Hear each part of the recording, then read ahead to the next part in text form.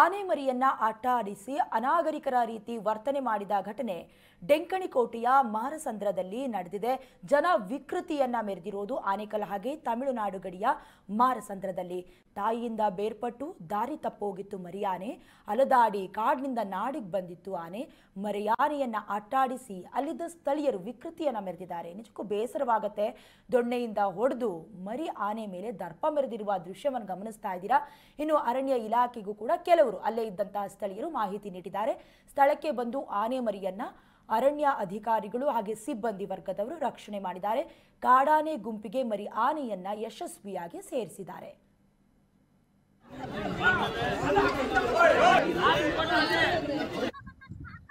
ತಿರ್ಗಾಲಿಕ್ಕೆ ಹೋಯ್ತದೆ.